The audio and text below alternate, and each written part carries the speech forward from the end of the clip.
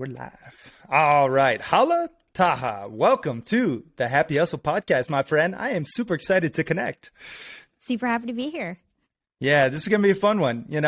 I was going through your bio and we have a ton of similarities. And, you're an entrepreneur, a podcaster. We both almost got MTV reality shows, which we talked about a little bit in the pre-chat. But I'm really excited to dive into just how you have grown your business and how you happy hustle a life that you love. But before we get into all that good stuff, Hala, what is something interesting about yourself that not too many people know? I feel like a lot of my fans don't know that I'm a singer and that I've sang my whole life and that I actually wanted to be a singer growing up. And it wasn't until I was about 19 years old that I decided to be in radio and then, pursue the podcasting path later on. Interesting. What kind of singing? Like opera? We're talking pop, country? Pop. It was like pop, R&B, a little bit of folk, to be honest. It was just a really cool vibe. I sing, I write my own music. So I did that for many years before I got into radio. Very cool. Yeah, that's awesome. I sing in the shower. That's about it. I strum this guitar from time and time again, but that's one of my goals is to get really good at playing acoustic guitar and singing around the campfire, because that's probably the extent of it. But that's super cool.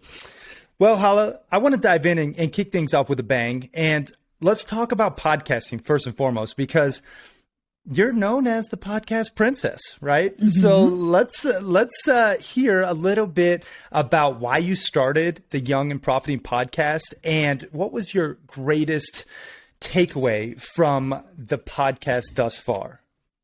Yeah, sure. So I started the podcast in April of 2018. So that was about 4 years ago. It was actually a 4-year hiatus for me from being on the mic. So when I was in college, I took an internship at Hot 97. It's the #1 hip hop and R&B station in the world. I was Angie Martinez's assistant. She had the biggest show in America at the time. I met every single celebrity. I would do commercials on air. I would run the boards for the radio station. I would do all the research and production and was super involved in that station for 3 years.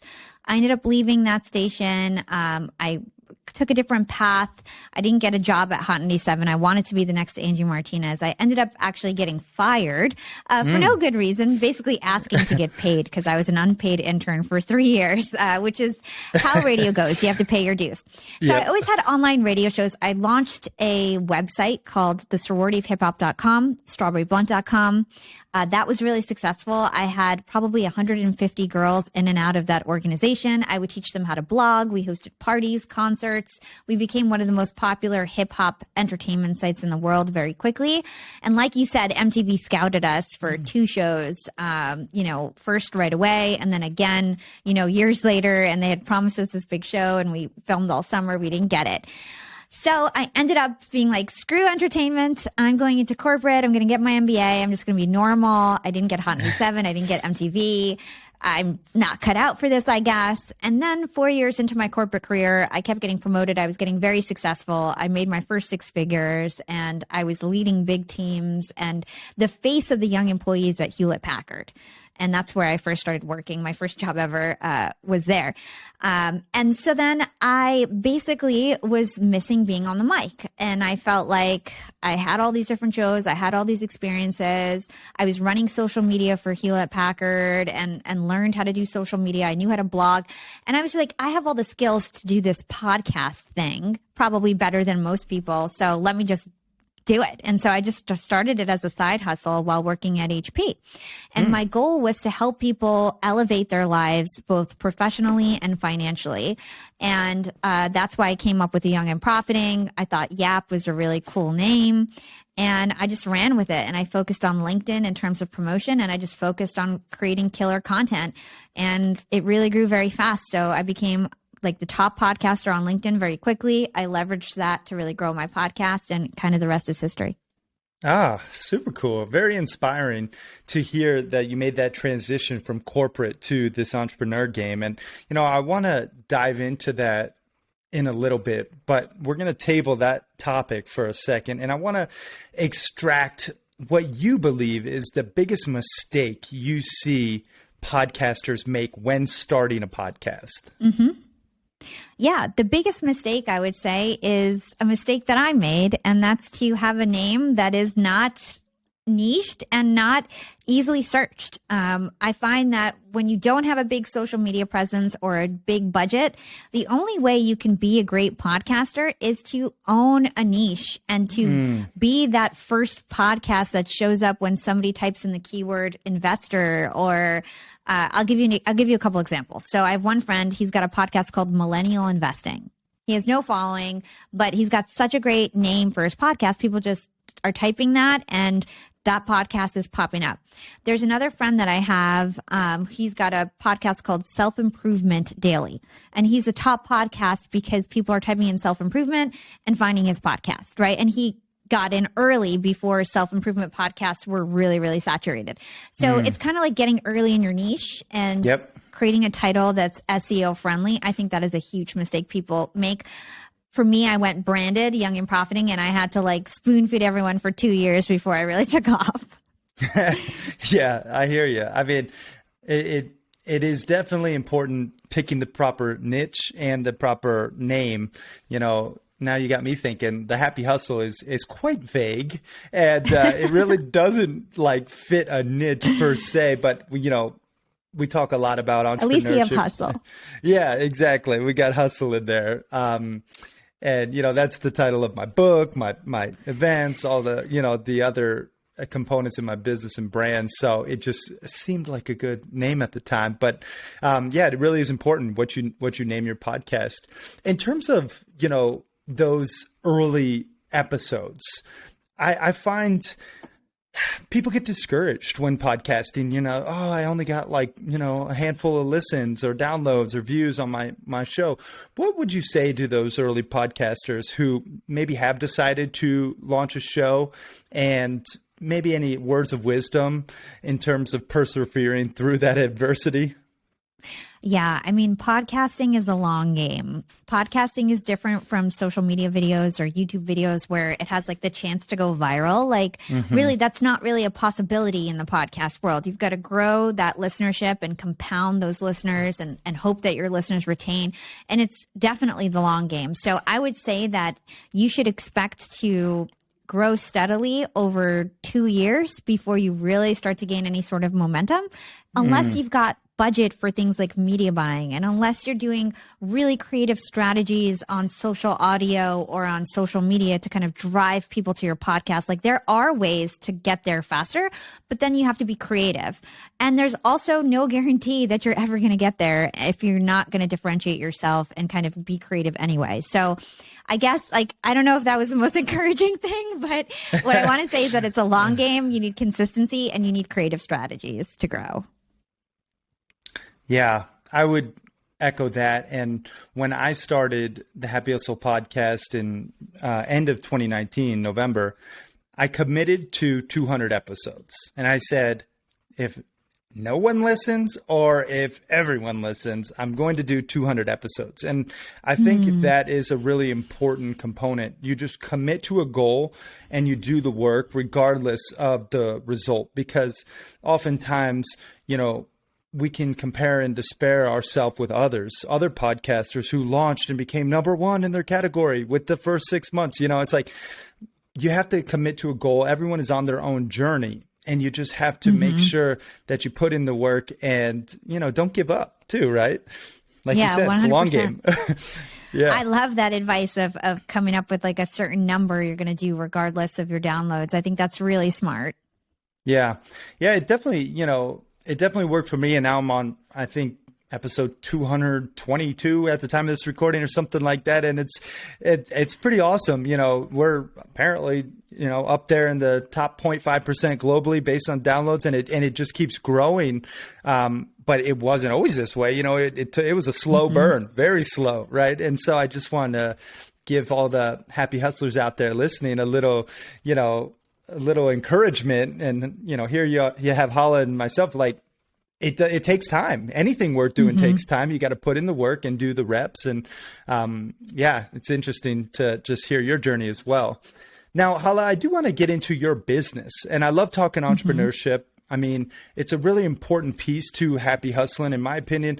You know, there's something really powerful about entrepreneurship because it oftentimes provides the three freedoms: financial freedom, creative freedom, and time freedom, right? And those are three things that are very important to me, those different types of freedom. And I'm curious to hear your entrepreneur, actual journey, because I know you left corporate, you were working with Disney and HP and these massive corporations. What was that transition like? And what would you recommend or maybe advise other happy hustlers out there who maybe have a corporate job and want to make a similar transition into entrepreneurship? Yeah, I love this question. So my path happened really organically.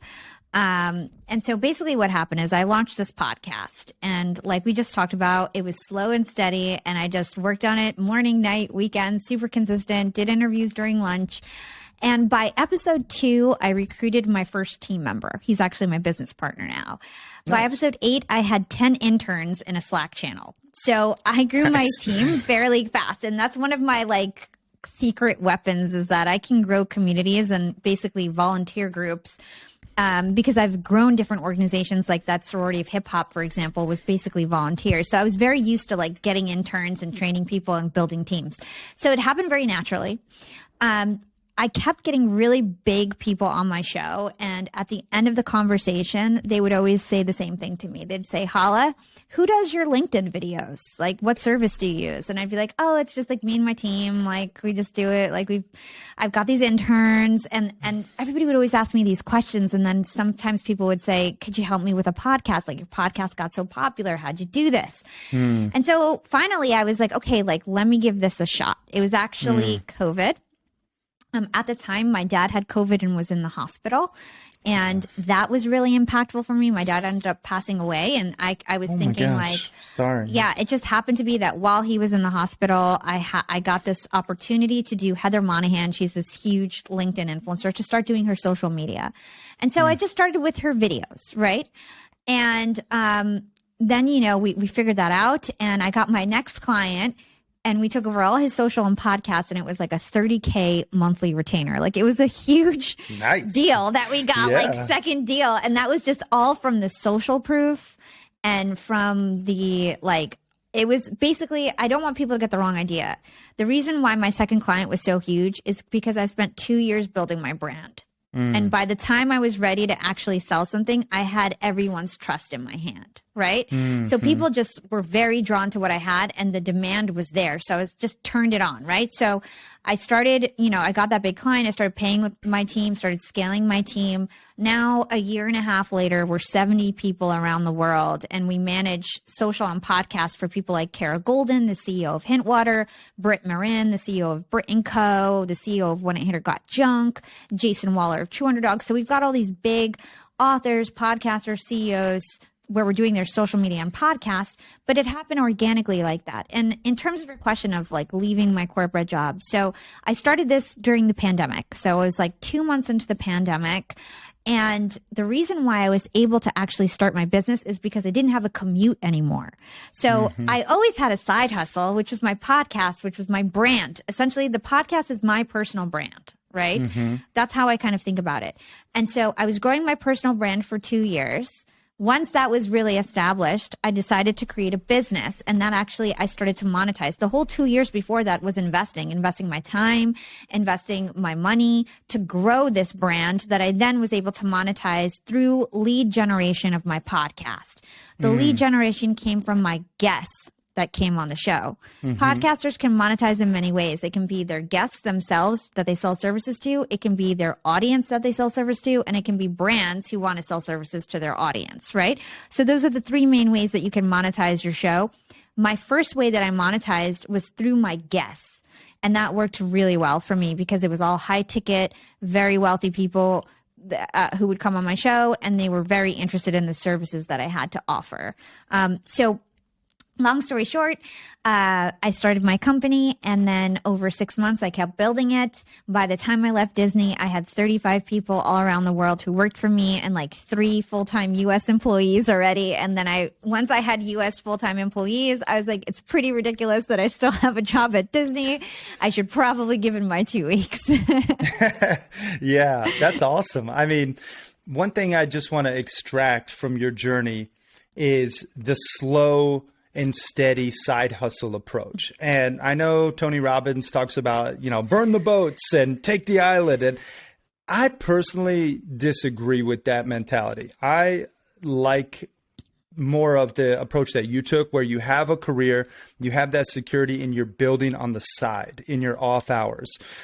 The reason I like that approach is because then it becomes an organic product or service, eliminating the desperation that often is dictated when you quit cold turkey, right? Yeah. And I think when you have that side hustle and you're building it over time, and then you have security in some capacity where you will reach a tipping point when your side hustle ultimately makes the same amount as your salary. And then you can quit, with confidence, or a little bit less than your salary. Right. And I just think that's a better approach for longevity, for sustainability, and just for best results. What would you say in terms of that? I totally agree. And I also think that me working at corporate gave me a different set of skills to then be even a better entrepreneur when I became an entrepreneur. So like, I was an entrepreneur before corporate, and I was an entrepreneur after corporate, and I was like 100 times more successful after my corporate experience, because I knew how to do sales decks. I knew how to talk professionally. I knew what kind of project management tools that all these big businesses use. I knew how to do Scrum meetings, and just learned all this different stuff. Even like I worked at Disney streaming services. So I learned like all about subscriber acquisition and how to retain users. And then I applied that to podcasting, and came to podcasting with a totally different mindset, the way that people think of, TV streamers, right? And so I think that all your experiences really do help. And so getting that corporate experience for me was super helpful, I think, in becoming the best entrepreneur that I could be. Yeah. I mean, I personally have zero experience in the corporate realm. I've always been an entrepreneur, quote unquote, or a freelancer of that, I've bartended, I've promo modeled, I've done all sorts of things, construction in exchange for money, but in this freelancer approach where, I basically would eat what I hunted, whatever I went out there and got, that's what I ate. I think the corporate world definitely prepares you in many regards with those skills and the acquisition of those skills to then be applied elsewhere. Now, I want to double back to something you said, which was growing teams and essentially using free labor, interns, right? I have worked with college students from the University of Florida for a couple of my previous businesses. And, we've leveraged the internship model and gave them awesome experience. And we got awesome motivated talent in return. And I really think that is an underutilized component of growing a business, where you can give experience and in return get free labor. Talk to us a little bit about that process when you are, utilizing interns and some of the best practices regarding so. Yeah. So when I first started using interns, like, I'll be transparent, like, we were just like scrappy. I wasn't making any money, so nobody was making any money. Like, you know what I mean? So it's like when it was just a podcast, it was just like, join us. We'll like teach you how to do stuff and just join the Slack. It was very like not how it is today. Now it's formal. We pay our interns a stipend. They get formal onboarding training templates. They get like a onboarding buddy and it's way more formal. But, if you're just starting out a side hustle, what I'll say is that if you can teach somebody something that they would have to pay money for a course to learn, and that they can further monetize later on, then you have a right to have interns, meaning like interns may want to work for you and you can provide value to them. The key is that you actually have to teach them something.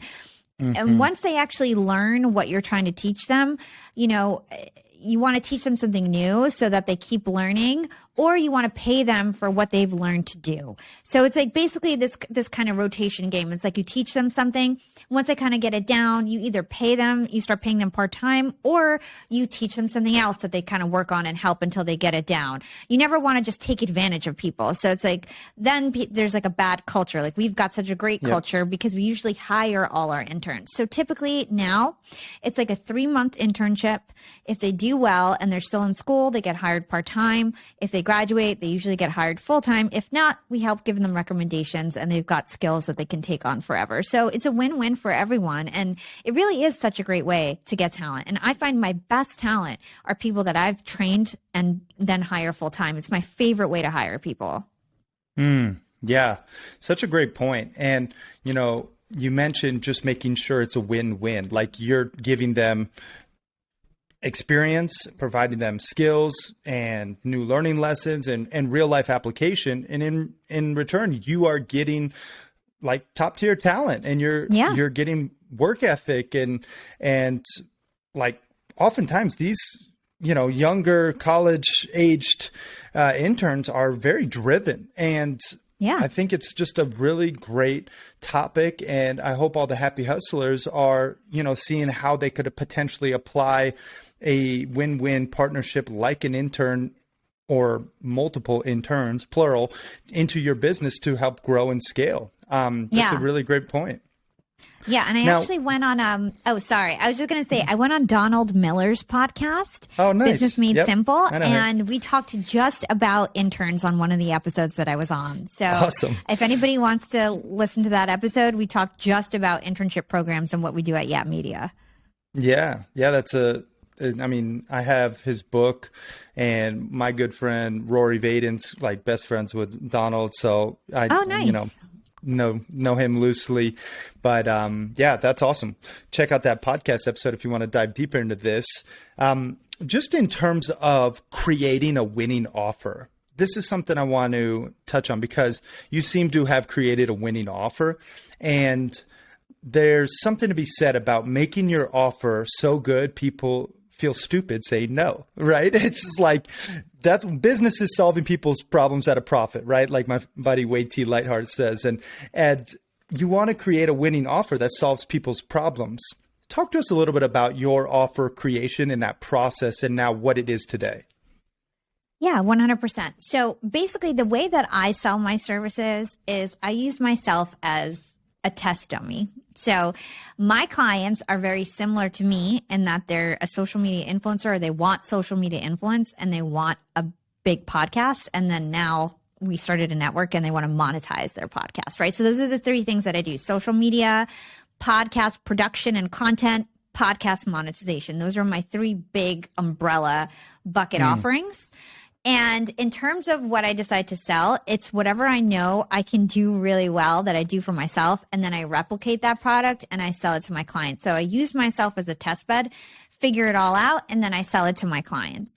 Now, in terms of knowing what to sell, I always look at like, what's the capability that I have the highest margin in, because I could sell everything having to do with digital, but I don't want to, right? And so I only sell things that are bundled together. Like I'll do like one channel, for example, but it will be a higher price because it's just one channel. But if I take over all your channels, I'm able to kind of bundle that pricing and make it more manageable because we're taking over a bigger project and I'm able to kind of increase the margin overall. Whereas just one channel is very hard to like make margin on. So basically what I'm trying to say is that you need to understand your margins and understand how much it costs to execute every service and then price it accordingly. And then you've got to see if that price has stickiness and if people are willing to pay that price. And you have to go after the clientele that can actually afford the price that you want. There's plenty of social media agencies that offer cheap services. We're not that. So if anybody wants cheap social media services, we're not that. We're white glove, premier social media for people who have no time, who want the highest quality, best performance, right? So it's knowing what you offer, knowing who you offer to and who you don't, and then knowing your margins, I think are key points. Yeah, love that. The margins specifically, I think, is something that people, they get wrong. You know, they don't know their numbers and then they end up selling, let's say, high ticket coaching, for example, or consulting even, and they don't know like really the cost of their time, and they end up working for minimum wage oftentimes, or, something like that, where you have to know your margins. Really great takeaway there. Now, I do want to pivot into LinkedIn, because you mentioned how you really grew a following on LinkedIn. And, I think LinkedIn still has a ton of opportunities out there. And I would say out of all the platforms, probably LinkedIn is still ripe for picking in terms of like staking your claim and actually, making noise and growing awareness on any of the platforms. Talk to us a little bit about your LinkedIn growth and some of the best practices regarding LinkedIn. Yeah, sure. So just like any other social media channel, consistency is key. You've got to make sure that you're willing to post every single day. I would say at least 4 times a week, if not every single day. That's number 1. Number 2 is that you want to make sure that you also engage the community. So it's not enough to just post and think that people are going to engage. You need to proactively find people who may be interested in your content. So a great way that you can do this is to actually do a little project for yourself where you go look at your lookalike profiles, meaning whose audience would you love to have? Right? And you do this little activity where you come up with your competitors or your lookalike profiles, and you start to look at who's actually engaging on their content. So one of the things that you can do is comment every day on those lookalike profiles just to start being active in the community that you want to be active in. The other thing you can do is, if you don't want people, especially if you don't want that competitor to know that you're like looking at their profile, you can just invite their active connections to connect with you. So anybody who's liking and commenting on their posts, send them an invite and say, hey, I noticed you liked Gary Vee's content. If you like his stuff, you're going to love mine. I'm so happy to connect. Let's get in each other's networks. It's just some nice message. I noticed you engage with XYZ. I talk about this stuff too. Let's connect. I grew my following to 10,000 people on LinkedIn in like 2 months using this strategy, targeting Gary Vee. That's how I first started to pop off on LinkedIn. Then I'd comment on his post and I'd get 100 likes because 10,000 of his followers followed me. And then people started to be like, well, who's this Hala girl getting 100 likes on all of Gary Vee's posts? Like, let's check her out. And then the other thing that it does is when you invite and DM people on LinkedIn, you're actually signaling to LinkedIn that you guys are friends.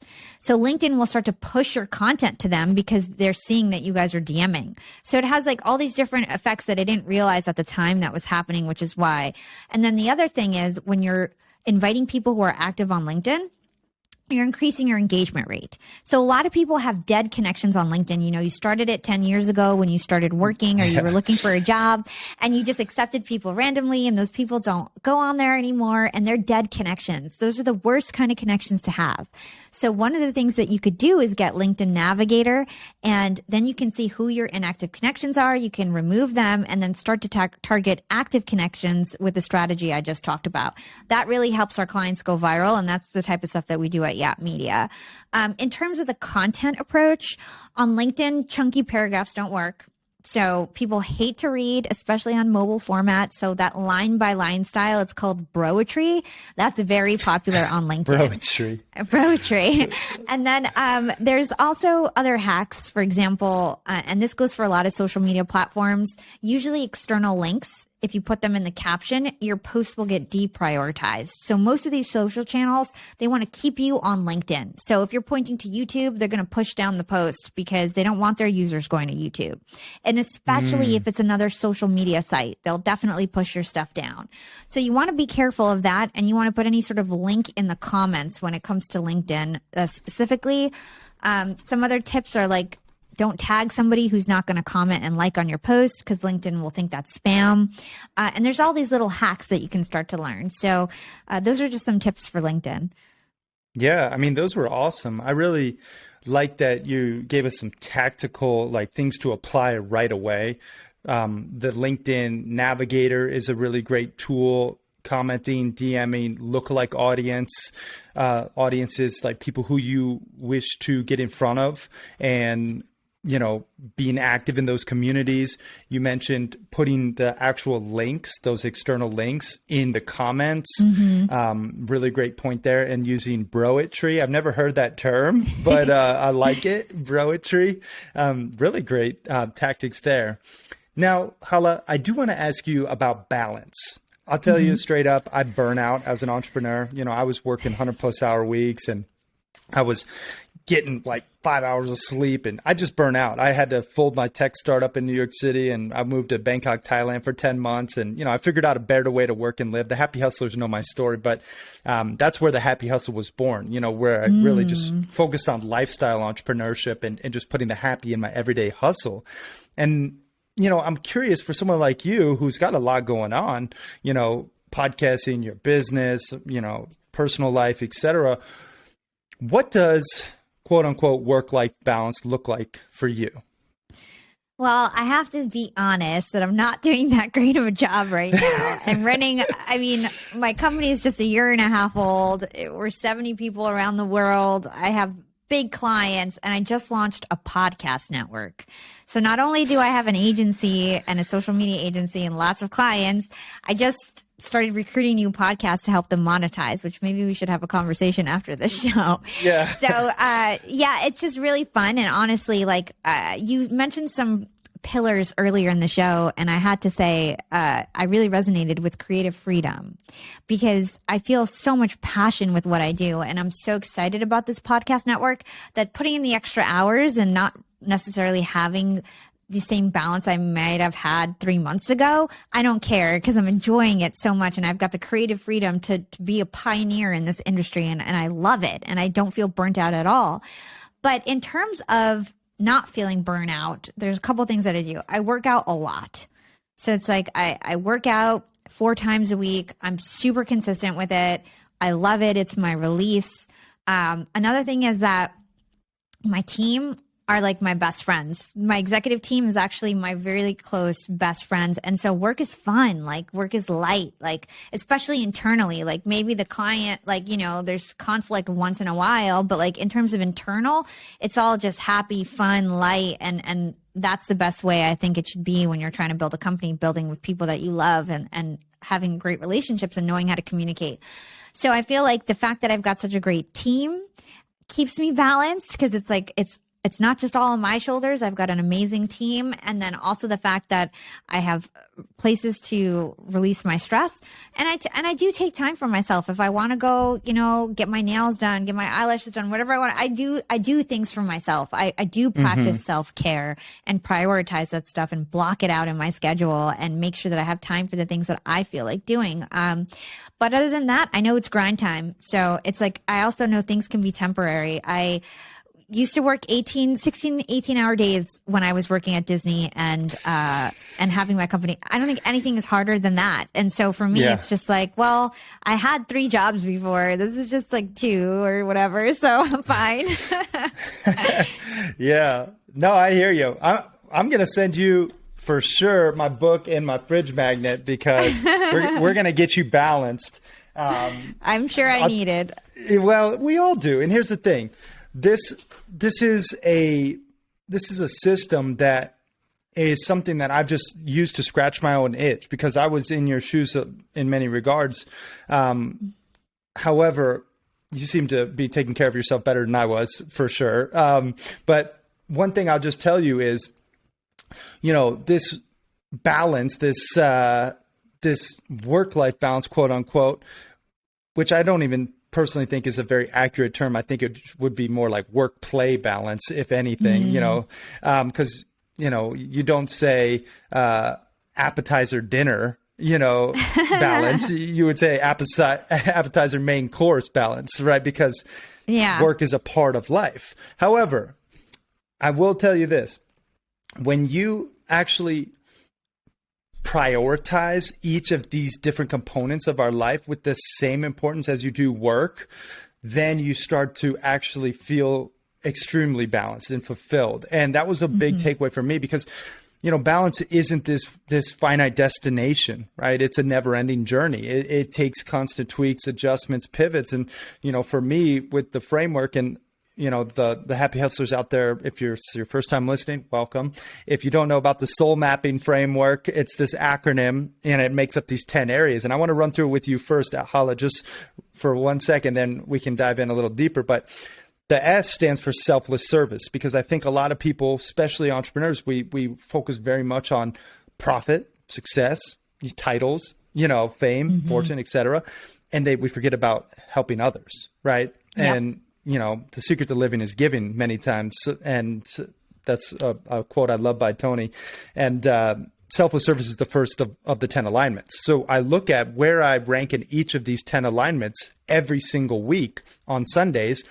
And then I prioritize change accordingly based on where I was lacking.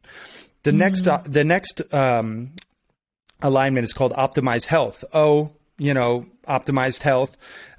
This is, like you said, working out. You have this one in check. You're crushing it. You're working out. You're taking care of yourself. It's so important if you're going to happy hustle in any regard to make sure that you are optimized. U stands for unplugged digitally. And I would be curious to see where you rank yourself in this one, because I rank myself like 0. Yeah. So 5 is like you're crushing it. You got an A. 1 is like, an F, you're failing. So, I'm not going to put you on the spot and make you measure yourself now, but I'm going to send you this stuff so you can do it on your own. And then, here to support you any way I can through this transition. However, you unplug digitally, making sure that you have, your devices in check and you have barriers that support your disconnection. L, loving relationships, really connecting with others, is what life's all about. Having love both in your personal life and your professional life, like with your team, but really making sure that you have love and plentiful pleasure as well. So that's the soul part. Any questions on the first 4? No, it's great. Yeah, these are great little pillars to align to. I love it. Yeah, listen, it's not rocket science. I totally get that, but for me, it was just figuring it out, putting it together in a way that worked. And then other happy hustlers kept coming up. Carrie, how are you, achieving this work-life balance, quote unquote? I just started to share it. So that's where it kind of manifested from. The mapping part stands for M, mindful spirituality. Are you tapping into a higher power? Are you connected to something bigger than yourself? Praying, meditating, practicing gratitude. A stands for abundance financially, right? Are you, living paycheck to paycheck, or are you, able to do what you want with who you want, when you want? Get your nails did, get your hair did, right, girl? It's important to have that abundance, but not the most important, right? That's an important component. Like everyone thinks that's it. Okay, once you get that, then you're happy, but it's not true. The first P is personal development, making sure that you're growing and evolving every single day, or else you're shrinking and dissolving. Listening, reading, hearing podcasts like Young and Profiting and The Happy Hustle. Second P, this is one that I definitely think most entrepreneurs are lacking, and that's passionate hobbies, right? We're not doing enough fun things for ourselves. It's so important that you fill your cup before you give from your overflow. And oftentimes people disregard, their own things that bring that childlike wonder. It's so true. What's a hobby that you like? I love to, so it's related to working out, and that's I got into bounce trampoline. So I got doing trampoline workouts. Yep. I love it. It's so much fun. So I guess that's my new hobby because I really love it, and it's just really fun. But my problem is I always end up monetizing everything that I love, and then it turns into not a hobby. Yeah, like the podcast and all and social media basically turned into my hobby, turned into my business. So.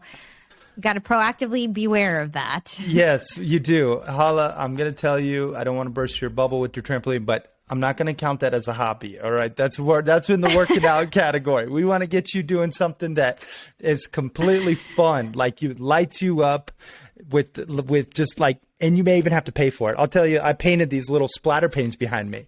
Art is such a great hobby. Picking up, playing sports is a hobby. Okay, you can do. Maybe I'll get back to singing. Everybody tells me I got to go back to singing, and I think that will be my new hobby. It's so important. I tell you what, when I'm training, I'm earning towards my black belt with my fiance Steph, and that's a fun hobby for me to get in there and practice karate. I go fly fishing all the time and horseback riding and, snowboarding, except I just Wait a injured second. myself. Why do you get to count sports as hobbies and I don't?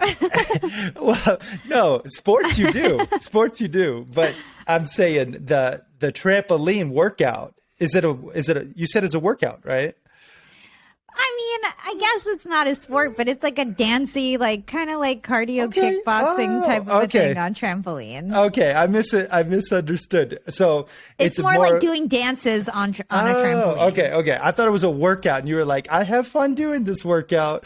No, it's like a little dance. It's like learning dance routines on a trampoline, basically. Okay, I think that counts as a hobby. It counts. So anyway, all the happy hustlers out there, my intention wasn't to run through this whole framework, but I'm going to finish it up now. Just because I think it's relevant. Then you got the I, which is impactful work, making sure that you're doing something you love and, making a positive impact in the process, like Young and Profiting and her media company like Hala's doing. And then you have nature connection, which is actually getting outdoors, connecting with nature, tapping into, your primal state and self. And I actually take entrepreneurs into the wilderness for 5 days, and we do a whole business mastermind completely disconnected. But it's also not just, getting outside, but it's protecting nature and focusing on, supporting B corporations and companies with sustainable supply chains. So those are the 10 alignments, Hala. I'm going to send you my book and all this so you can dive in, because I want to get you blissfully balanced. But I just thought it was important for all the happy hustlers out there, to think about these 10 different alignments and these 10, areas of your life. And the real principle to happy hustling, in my opinion, and, take it for what it is you must focus on each of these 10 alignments with equal importance, but one at a time, right? You give equal importance to each of those 10 different areas. Like that means this podcast with Hala, we're focused, we're rocking the mic. When we get off and I have a date night, Valentine's Day was last night at the time of this recording, I was all there. I was focused. We went to a concert, it was fun. I wasn't working or thinking about podcasting or anything. When I'm at my workout, I'm focused. So it's like giving 100% of your focus and energy and importance to the task at hand. That was a rant, but hopefully that some of that resonates. Yeah, 100%. I loved everything you said. I mean, I think you're totally right. You do need balance. It's a good checklist that you ran off. So thanks for sharing it. Yeah. So Hala, I do want to just ask you a couple of these traditional happy hustle hack questions. But before I do, where can people go to find out more about you, and where can people go to listen to your podcast? Yeah, so I would love if everybody went and checked out Young and Profiting. We are #1 self-improvement podcast across all apps. So on CastBox, we have almost 200,000 subscribers just on that app alone now, which is like so exciting. I hit over 2 million downloads on CastBox the other day, which was cool. And in terms of where you can find me, I'm on every podcast player. Just search Young and Profiting. You'll find me. Google Young and Profiting, youngandprofiting.com.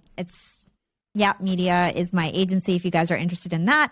But I would highly encourage you go check out the podcast. I've interviewed like Matthew McConaughey, Seth Godin, Robert Greene, some really great players. We talk about how to gain influence, the art of entrepreneurship, side hustles, investing, you name it. If you want to be profiting professionally, financially, that is your place to be.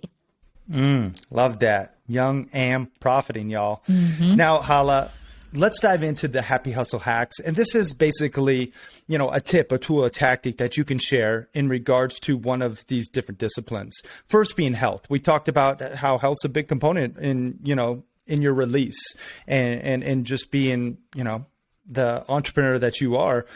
You got to have optimized health. What is a happy hustle hack in this regard that you can share, something that you do maybe that is a little unique? Yeah. So I would say that when I first started as an entrepreneur, I was getting very little sleep. And I think that was a big mistake. Sleep is like your secret weapon. If you can get 7 to 9 hours of sleep a night, you should do it. And you should try everything in your power to have a night routine, a sleep routine, to optimize your sleep in any way that you can. There's sleep tech now. There's so many different ways that you can kind of hack your sleep. And that will really get you to the next level, because I found that working those extra hours at night actually made me less productive the next day. If you can just get some good sleep, you'll be optimizing all your time and you'll be in a better mood. Your health will be better. Everything will be better if you get more sleep. Literally, sleep is like one of those things that like everything will be better if you get more sleep.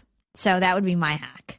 Yeah, amen to that. And funny enough, this episode's sponsor is actually Magnesium Breakthrough. I don't know if you've ever tried this stuff, but this stuff is one of my go-to sleep remedies because most people don't realize, but 75% of all individuals are deficient in magnesium, and magnesium actually is one of the core components of poor sleep. If you don't have it, there's a chance, if you're not sleeping well, that you're deficient in magnesium. So that's a really great point, though. Focus on sleep.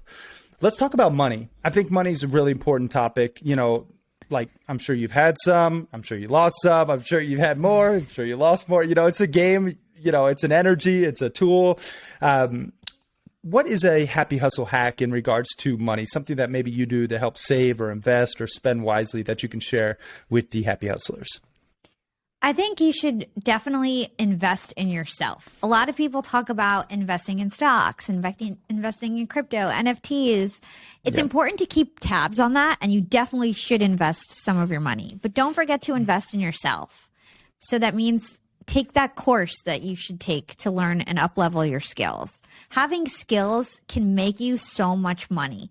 And if you're lacking skills in a certain department that you need, go invest in yourself and get those skills. And the way that I invest in myself is I invest in my company.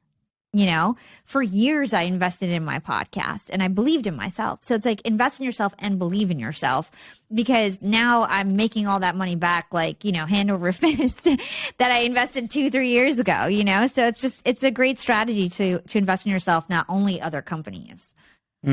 Such a great point. Invest in yourself, fam. Really important. Now, last happy hustle hack question in regards to spirituality. I don't necessarily care if the happy hustlers believe in one God or another. I just think it's important to have faith. It's something bigger than yourself. Do you have a happy hustle hack in regards to spirituality that you can share? Ooh, this one's tough. I feel like if there's anything that I need to do is improve my spirituality. I grew up Muslim and I don't really identify with that. And so I'm not really that spiritual. But in terms of being grateful, one of the things I do, 2 things. First thing is that when I wake up, I don't just wake up and get out of bed. I stay in my bed and I think about what are the 3 things I'm most grateful for today, and just kind of sets my day off on the right foot. I really try never to just get out of bed. I force myself to lay there and just think of 3 things I'm grateful for before I get out of bed. That makes me feel happy throughout the day. I'm not grumpy or anything when I first wake up, because you're setting yourself out on the right mood.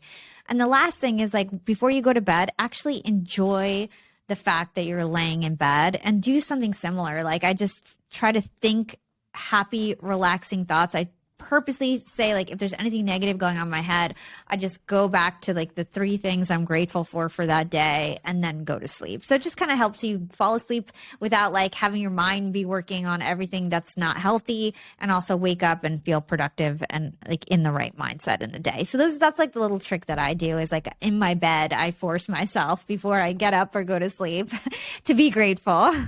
Yeah. I love gratitude. I think gratitude has a way to just get you out of your head into your heart. And, I journal 5 to 10 things I'm grateful for every single morning. I go through my I am affirmations and, twice a day actually. And it's just a really important part to just be grateful. And even if you are having a rough day, find something you can be grateful for. If you have 10 toes right now, you can find gratitude. Some people don't, right? Yeah. So it's just those little things. I really like that you mentioned that. Now, Hala, I do want to put you through the rapid fire round questions, and then we will wrap this interview up. Okay. This is basically where I just ask you random things and you answer, honestly, first things that comes to mind. Are you ready? Sure. All right. Favorite food? Go. Lasagna. Oh, nice. Favorite movie? 10 Things I Hate About You. Nice. Favorite book? The Like Switch by Dr. Jack Schaefer. Favorite workout? Trampoline bounce workouts. Yeah, I thought you were going to go there. What's your spirit animal? A lion. Best business advice? Don't let the gatekeepers tell you no. Create your own path. 3 things you're most grateful for? I am most grateful for the health of my family, the growth of my business, and the experiences that I've had. And if you had a billboard for the world to see with your last piece of content on it, what's that billboard read? How you do anything is how you do everything. Woo! Crush that rapid fire round, Hala. This was really fun. I just want to take a moment to acknowledge you. Thank you for sharing your love and your light and your wisdom with myself and the Happy Hustlers. You just you radiate good vibes, Hala, and just really it's inspiring to see and witness and hear your story and that transition and where you're at now and where you're headed and the work ethic that surrounds it, and who you're lifting up in the process. It just, kudos to you and keep doing what you're doing. Thanks. Likewise, congratulations on the growth of your show and your audience, and you're crushing it as well. This was a fantastic interview, and maybe we can replay it on my podcast. So thank you. Woo, woo, woo, woo. So any final words before I ask you the last question, Hala? Anything you want to say to the Happy Hustlers out there? And then go ahead and mention where's the best place to find you online and maybe the podcast one more time. Yeah, sure. So you guys can find me at youngandprofiting.com. I'm on all the major podcast players. Just search for Young and Profiting. And it's a great show. So I hope you guys check it out. And I'll turn it over to you. I don't have any other questions. Okay. Well, then the last question that I have for you, Hala, is what does happy hustling mean to you? Happy hustling is being in alignment with what I love doing and getting paid for it. Mic drop. Hala Taha, y'all. Thanks for watching and listening. We are out. Peace and love. Bye.